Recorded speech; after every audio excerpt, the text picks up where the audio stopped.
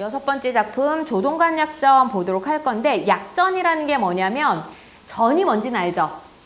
뭐 홍길동전, 박씨전 하듯이 일대기적 구성을 취하고 있는 건데, 약전이면은 좀 간략하게 쓴 전기문이라는 뜻이에요. 조동관이라는 인물에 대한 간략한 전기라고 생각을 하시면 되고요. 여기 중심 인물이 누구예요? 조동관이 중심 인물로 나오고, 또 어떤 인물들이 있어요? 마을 사람들, 또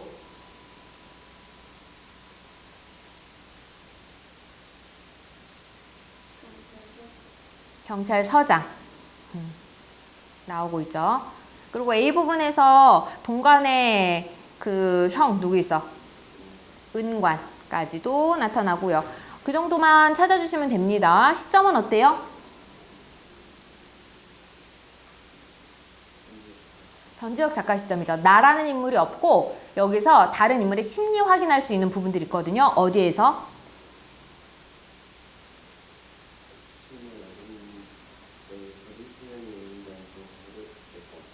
네, 그렇죠. 서장의 심리 막 드러나 있어요. 이런 거 보면 아, 인물의 심리를 알고 있고 나란 인물 나와 있지 않구나. 그렇다고 해서 특정 인물의 심리와 특정 인물의 시각은 아니죠. 왜냐면 동간 중심으로 나와 있으니까 그냥 제한적 전지적 작가 시점 아니라 그냥 전지적 작가 시점이구나 라고 판단이 가능합니다. 갈등 관계는 어떻게 나타납니까? 주인공이 누구야? 주인공 당연히 동간이겠죠. 무엇과 갈등하고 있어요? 서장과 갈등을 하고 있어요. 이 중략 부분 줄거리 앞부분에서는 A 부분에서는 조동간의 과거 행적이라든가 삶과 관련되어 있으니까 앞부분에서는 갈등 관계가 안 드러나고 중략 부분 줄거리 이후 부분에서만 갈등 관계를 확인할 수가 있거든요.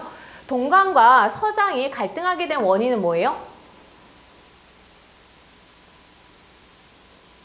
갈등하게 된 원인은 뭐예요? 네. 동간이 서장을 폭행을 했어요. 폭행 사건이 갈등의 원인, 발단이에요. 그런데 문제는 뭐냐면 얘는 그럼 조동관 플러스야 마이너스야? 얘는 좋은 인물이 아니에요. 근데 뒷부분 내용 흘러가면 흘러갈수록 조금 이상해지니까 우선 플러스 마이너스를 얘는 배제를 할게요. 그럼 서장은 가만 보면 피해자이긴 한데 얘 플러스예요 마이너스예요? 플러스는 아닌 것 같아요. 왜요? 왜요? 네. 서장이 동간을 잡으려고 막 혈안이 되었잖아. 혈안이 되어서 어떤 행동을 해요? 기동 타격대. 아니, 폭행해서 한 사람 내가 너 때리고 도망갔다 그래서 나를 잡으려고 기동 타격대를 막 해요. 그리고 밑에 막 사람들 계속 부르렁 내리면서 사람 보내면서 동간을 체포해오라고 얘기를 하거든요. 얘가 결국 뭐 하고 있는 거예요? 권력을 남용하고 있는 모습을 보여줘요. 개인적인 체면 문제 때문에 권력을 남용하는 모습을 보여줍니다.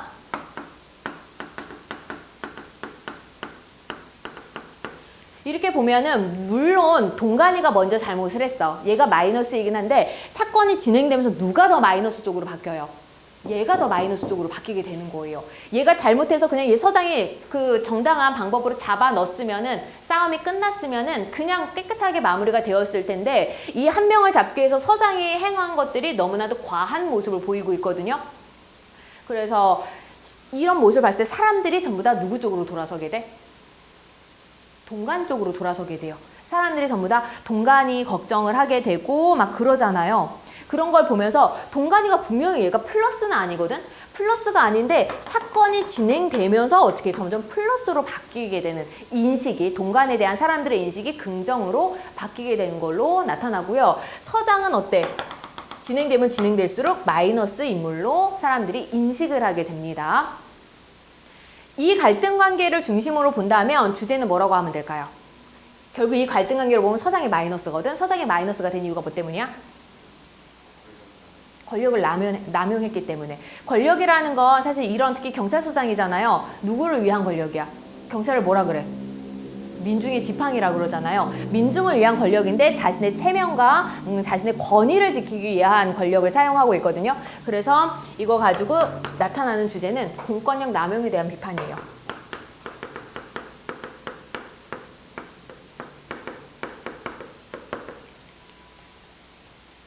갈등을 통해서 나타나는 주제는 공권력, 남용에 대한 비판이고, 근데 이 갈등이 아니라 그냥 조동간 약전이니까 조동간이라는 인물에 초점을 맞춰서 작품 전체의 주제를 찾는다 그러면 그냥 한 인물의 인생이라고만 찾을 수밖에 없어요. 왜냐하면 우리는 보통 주인공을 봤을 때 아예 그냥 채만식 태평천하 같은 것처럼 부정적인 인물이거나 그럼 비판하고자 하는 의도가 뚜렷하게 나타나죠. 근데 그게 아닌 대부분의 소설에서는 어때? 인물이 우리가 긍정으로 생각하는 인물이 등장인물로 나타나게 돼서 그 긍정의 인물이 어떠한 사건을 겪고 올바른 선택을 하고 뭐 희생을 당하고 이런 어떤 역경이 있어야 되거든. 그게 하나도 드러나 있지 않아. 그러니까 주제를 그냥 조동간의 삶 이렇게만 찾아주셔도 충분해요. 얘는. 이 작품이 가지고 있는 특징이 뭐냐면 부당한 권력에 대응하는 것처럼 돼버렸죠. 조동간이. 부당한 권력에 대응하는 것처럼 대항하는 것처럼 보였는데 사실은 얘는 그런 의도가 있어 없어? 없어요. 여기서 느껴지는 특징이 뭘까요? 여기서 우리가 발견할 수 있는 특징이 아무런 생각이 없어 그냥 아 그렇구나 그냥 이래요. 우리가 부정적 현실이라든가 부당한 권력에 저항하는 인물들을 나타내는 작품 많이 봤어. 뭐 앞서 했던 작품 중에는 너네 그거 알지? 갈바스 영감 나오는 작품 알죠? 아, 제목이 생각이 안 나네? 갈바스 영감 나오는 거? 소마의 섬 나오는 거. 모리토비아기라는 작품 알아요? 몰라요? 너네가 다 알 수 있는 작품 뭐가 있을까? 부정적 현실에 저항하고 있는 작품 아는 거 뭐 있어? 지금 난 모리토비아기밖에 생각나는 게 없는데. 부정적 현실에 저항하는 거 우리 앞에서는 없나? 우상의 몰락 같은 것도 그렇죠. 부정적 권력에 저항을 하는데 문제는 적극적으로 저항하진 않아요. 그냥 그걸 바라만 보고 관찰하고만 있는 모습이 나타나고 있어서 적극적으로 저항하는 거 뭐 없나? 생각나는 게 나 뭐 인걱정 이런 것밖에 없긴 하다. 인걱정은 알죠. 소설을 안 읽었어도 그 내용을 알잖아. 부정적인 그런 현실에 저항하는 백정 출신의 그런 그 농민 봉기를 했던 인물이 인걱정인데 그런 식으로 긍정의 인물이 부정적인 현실에 저항을 하거든요. 그건 어때? 굉장히 흔한 패턴이에요. 대부분의 소설을 가지고 있는 패턴이야. 그러기 때문에 우리가 낯설음이라든가 새로움 이런 것들을 느끼지는 못하고 그냥 그렇게 흔한 이야기구나 밖에 느낄 수가 없어. 근데 여기서는 긍정의 인물이 아닌 거야. 긍정의 인물이 아니고 게다가 그냥 자기 영역이 침범당했다는 생각에서 서장을 때린 거지 서장이 나쁜 사람이라서 때리고 뭐 이런 거 앞뒤 맥락이 전혀 없거든요. 그런 걸 통해서 부정적인 인물인데 그 인물이 알고 봤더니 부당한 권력에 저항을 한 것처럼 돼버렸어. 이런 것들은 이런 소설 본 적 있어요? 어떤 소설도 이런 내용을 가지고 있는 게 없어요. 그래서 낯설음을 우리가 느끼게 됩니다. 그 낯설음을 통해서 재미를 느끼게 되고 그래서 어떤 특성? 해학성이 나타나게 되는 거예요. 좀 우스꽝스러운 거야. 좀 어처구니가 없네? 이거 확대 해석이 되었네? 라는 느낌을 우리가 갖게 되는 거지. 얘는 그냥 때린 건데 그냥 때린 거 가지고 이렇게 부정적 현실에 저항한 것처럼 결과적으로 되어버렸네? 너무나도 어처구니가 없다. 이런 것들이 해학성이에요. 해학성이라 그랬을 때 웃기게 표현한다는 게 정말 너네랑 개그 코드가 100% 맞는 게 아니라서 하하하하 웃을 수 있는 게 아니라 어처구니 없다, 황당하다, 말도 안 된다, 그리고 막 우리가 비웃음이 난다거나 이런 모든 것들이 다 해학성으로 들어가게 됩니다. 그렇게 보시고 그 다음 서술상의 특징은 뭐 찾을 수 있어요?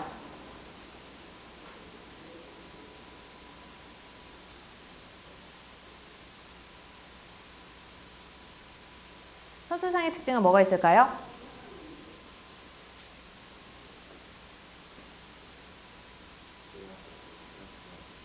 유학적 제시 어디 있어요?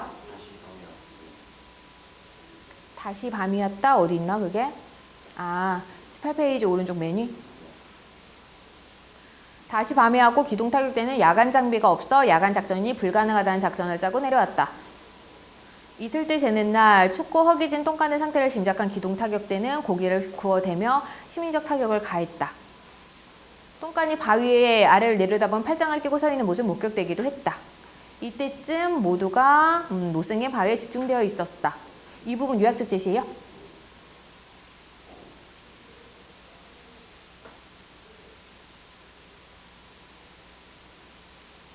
이 부분 요약적 제시예요? 네, 요약적 제시 맞죠. 며칠 동안 벌어지는 그 동관과 경찰의 대치 상황을 짧게 한 문장 한 문장 한 문장씩으로 제시하고 있잖아요. 요약적 제시 가능합니다. 근데 이 부분에서도 해악성과 풍자성이 굉장히 많이 드러나요. 야간 작전이 불가능하다는 작전을 짜고 내려왔다. 이런 거 되게 바보 같잖아. 그리고 심리적 타격을 주기 위해서 고기 구워대는 거라든가 이런 것들 보면은 사실 기동 타격대라 그러면 뭔가 되게 철저한 준비를 하고 뭐 장비를 가지고 침투해서 잡아오고 이런 걸 생각하잖아. 근데 그런 게 전혀 없는 거예요. 왠지 무능한 것 같은 그런 모습을 보여주고 있거든요. 이런 데서도 풍자성이 드러나게 됩니다. 근데 되게 타격이 클 것 같긴 해요. 배고파 죽겠는데 고기 냄새라든가 이런 것들은. 서술상의 특징은 또 뭐가 있을까?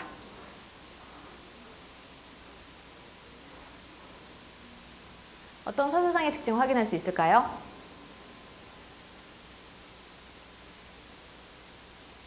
너네 너무 아무 고민 없이 그냥 온 거 아니야?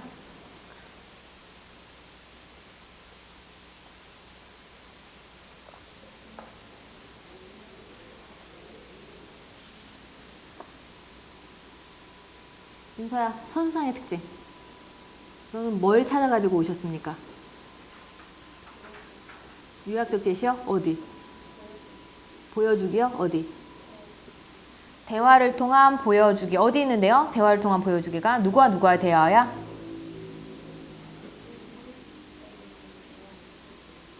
기동 타격대의 사람들끼리 대화하고 있어요? 여기 대화가 나와 있거든? 이거 누가 대화하는 거예요? 읍내 사람들이 대화하는 거예요. 읍내 사람들의 대화를 통해서 뭘 확인할 수 있어?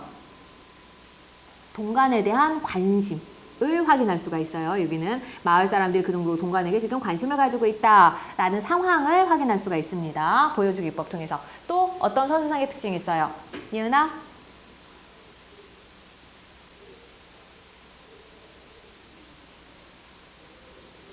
서술상의 특징 뭐 있어요?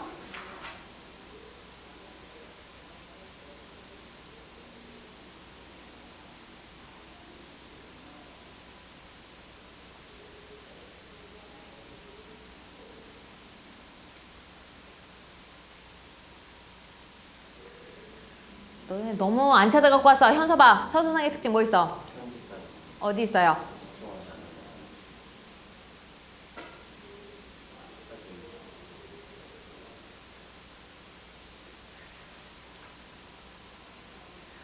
그때쯤에 온 읍내 사람들의 눈과 귀가 모두 남산 위에 못생긴 바위에 집중되어 있었다. 집중하지 않을래야 안 올 수가 없었다. 이거는 마을 사람들의 심리를 전적 작가가 서술해 주는 거예요. 마을 사람들이 집중하지 않을래야 하는 수 없을 정도로 거기에 크게 관심을 가질 수밖에 없었어.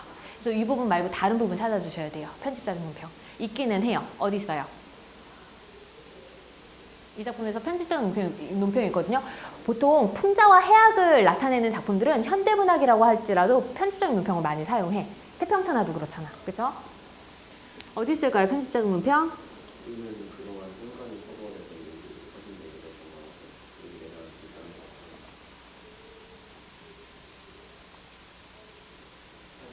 이거는 그냥 설명하는 부분이에요. 눈은 그동안 동간이 퍼부어댔던 여기 퍼진 대기를 정화하고 여기 내려앉은 땅을 덮으려는 듯 쉬지 않고 내렸다. 이거 말고 직접적으로 서술자의 목소리가 나와 있는 부분을 찾아주세요. 누가 슬프다는 거야? 서술자가 슬프다는 거거든요. 아뿔싸. 이거 누가 깜짝 놀라는 거야? 서술자가 깜짝 놀라는 거예요. 아뿔싸 오호라 슬프도다 어쩔 것인가. 이 부분 편집적 문평으로 찾아주세요. 전지적 작가이기 때문에 너네가 심리라든가 상황에 대한 설명이라든가 이런 게 있을 때 그걸 서술자의 말인지 아니면 진짜 상황을 전부 다 알고 있기 때문에 설명하는 것인지가 계속 모호하게 판단이 좀 잘 안 되고 있거든요. 그거는 연습 정말 많이 해주셔야 돼요, 얘들아. 또 어떤 서술상의 특징이 있어요? A 부분은 전체가 다 말하기 기법이죠. 그 중에서 특히 두 번째 문단에서 똥간은 이란성 쌍둥이의 동생으로 태어났는데 쭉쭉쭉쭉 이 부분 있죠? 이거 뭐야? 요약적 제시예요. 동간의 삶. 동간의 삶이 요약적으로 제시되고 있습니다. 과거 삶이 요약적으로 제시되고 있죠. 그래서 20살이 되기 전에 뭐 어떻게 되고 뭐 이런 것들 나와 있습니다. 그리고 리을 부분 있죠. 병원에 누워있던 서장은 30분마다 사람을 보내 당장 똥간을 체포하라고 불호령을 내렸다 하면서 서장의 행동을 설명해주고 있어요. 이 행동을 통해서 뭘 확인할 수 있어? 성격을 간접 제시하고 있는 거죠. 행동을 통해서 서장의 성격이 간접 제시되는데 어떤 성격?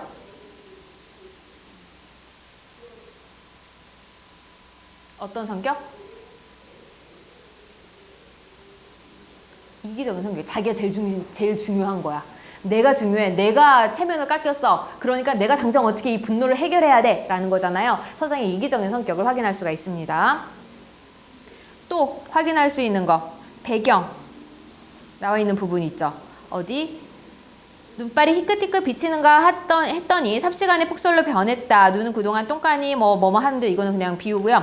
쉬지 않고 내렸다. 눈사람인지 사람인지 구별이 안 되는 행렬이 남산 입구에서 바위로 올라가는 유일한 통로인 좁은 산길을 메웠다 라고 하면서 배경 설정을 해주고 있거든요. 눈이 많이 내려서 전부 다 눈으로 막혀있는 그런 배경 설정을 해주고 있어요. 이걸 통해서 나타낼 수 있는 거 뭘까요? 똥간의 상황, 어떤 상황을 짐작할 수 있게요? 얼어 죽는, 고립되어서 죽음. 똥간의 죽음을 짐작할 수 있게 합니다. 암시하는 부분이에요. 똥간의 죽음에 개연성을 부여한다라고 해도 상관없어요. 필연성을 부여해주고 있어요. 이렇기 때문에 죽을 수밖에 없는 상황. 그리고 또 하나는 눈이 내려서 그동안 똥간이 퍼부어댔던 욕이 퍼진 대기를 정화한다라고 되어 있거든요. 이게 어떤 느낌이냐면 이 문제도 직접 출제는 안 됐지만 3번 문제랑 연관이 있어요. 3번 문제에서 이야기가 전부 다 어떻게 된다는 거야? 이야기가 다른 본질과 다른 방향으로 변형되고 변질되기도 한다는 얘기를 하는 거잖아. 여기서도 동간이 처음부터 플러스가 아니었어요. 동간은 사실 말이 약간 건달 같은 그런 쓸모없는 존재였거든. 맨날 욕이나 하고 다니고 그래서 이제 분위기 좀 흐리고 이러는 인물이라서 처음부터 사람들이 동간을 좋아하거나 긍정적인 인식을 가지고 있지 않았다. 근데 눈이 내려서 온통 하얗게 순수하고 고결한 것처럼 가려지듯이 동간의 그런 업적도 나중에 어떻게 공권력에 대한 저항이라는 걸로 포장이 되어 버리는 거지. 그런 것도 그 주제의식과도 연관되는 배경이라고 생각해 주시면 됩니다. 하얗고 깨끗하고 고결한 그런 느낌을 주고 있어요. 그러면 문제 보도록 하겠습니다. 1번. 윗글에 대한 예로 가장 적절한 것은 몇 번입니까?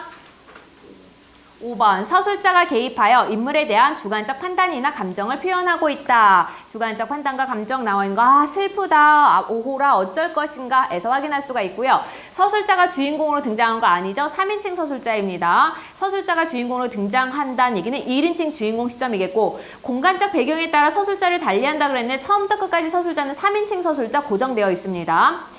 서술자의 회상을 통해 서술자가 회상하고 있지 않아요. 우선 서술자가 회상하려면 과거에 대한 언급이 나와 있어야 되거든요. 근데 그 회상이라 그러면 과거를 A처럼 요약적 제시하잖아? 그럼 회상이 아니에요. 회상이라고 얘기를 할 경우 과거 특정 장면이 떠올라야 돼요. 경험했던 어떤 장면이라든가 사건이라든가 이런 게 떠올라야 됩니다. 없어요. 주변 인물이 서술자가 된다는 얘기는 뭐야? 시점이 뭐란 얘기야? 1인칭 관찰자 시점이라는 얘기죠? 없습니다. 2번. 기억 미음에 대한 감상으로 적절하지 않은 것은 기억. 기동타격 때는 고기를 구워대며 심리적 타격을 가했다. 본능적 감각을 자극하여 상대방을 회유하려는 모습이 나타나고 있고요. 니은. 얼마 못 버틸 걸 사람이 욕만 잘한다고 살 수 있나. 잊고 있는 것도 변변치 못하되 거기 먹을 게 있겠나 덮을 게 있겠나. 선택의 여지가 없음을 들어 앞으로 일어날 상황을 예상하고 있다. 어떻게? 얼마 못 버티겠다라고 예상하고 있네요. 디귿. 여봐요. 거 왜 남 장사하는 집 문전에서 비린내를 풍기고 그래? 답은 3번이죠. 불미스러운 일로 경직되어 버린 읍내 경제 상황에 대한 불안감이 표현되고 있다. 완전 주제랑 내용 다 벗어나 버렸습니다. 그럼 디귿은 뭘까요? 디귿은 무슨 기능 할까요? 디귿은 무슨 기능 할까요? 앞뒤 흐름과 전혀 상관없는 말이 나왔잖아. 어떤 기능해요? 응? 분위기를 환기해요. 어떻게? 너네 보면은 우리가 막 하고 있는데 뜬금없이 만약 선인이가 수업 중에 전혀 상관없는 얘기를 해. 그럼 쟤 어떻게 보여요? 분위기 흐른다고 보여요? 막 이상하게 느껴지고 그래요? 막 짜증나고 그래요? 어떤 느낌 들 것 같아? 응? 해악성 가지게 돼요.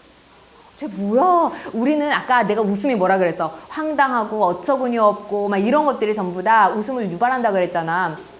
이상해 하면서 분위기 환기도 맞아요. 여기 위에서 막 똥간 얘기를 했는데 근데 이 말 뒤에도 디귿 뒤에서도 어때요? 여기서 여전히 똥간 얘기로 화제가 계속 진행이 되고 있어요. 그래서 전혀 상황에 맞지 않는 엉뚱한 얘기를 하게 되면은 엉뚱한 얘기가 나오면은 어떻게? 뭐야 쟤 상황 판단 못하나? 무슨 얘기야? 이런 느낌이 들게 되거든요. 여기서는 마을 사람들이 그 읍내니까 어떻게 시장이에요, 시장. 시장에 있는 장사하는 가게빵 사람들이 모여가지고 막 똥간 얘기를 하는데 사람이 많이 모이면 누구도 같이 모여? 이거는 가게에 있는 사람 말고 누구도 모여요. 행상인들도 모이게 되어 있어요. 사람들이 많이 모이는 곳에서는 행상인도 모이게 되거든요. 행상인이 와가지고 꼴뚜기 사려, 꽁치 사려, 밴드기 사려 하니까 똥간 얘기하다가 아, 왜 남의 가게 앞에서 비린내를 풍기고 그래? 라고 얘기를 하는 부분이거든요. 사건과는 전혀 상관이 없는 얘기이긴 한데 장면이 좀 갑자기 뜬금없는 상황이 제시가 되면서 좀 우스꽝스러운 느낌을 주게 됩니다. 영화 같은 데 보면 이게 만약 이게 왜 우습지라는 느낌이 들면 영화 같은 거 한번 생각을 해보세요. 영화에서 무슨 상황이 막 진행되고 있을 때 갑자기 전혀 뜬금없는 누군가가 캐릭터가 나타나. 그럼 어때?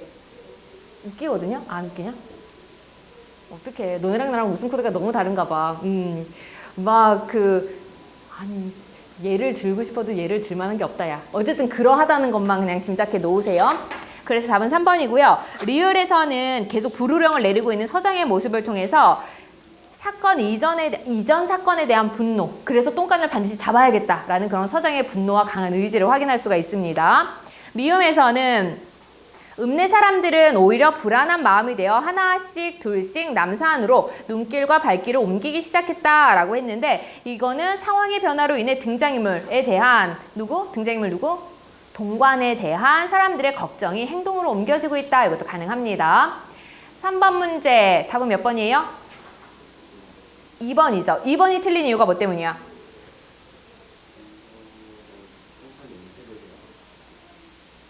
정보량의 차이가 있어요, 없어요?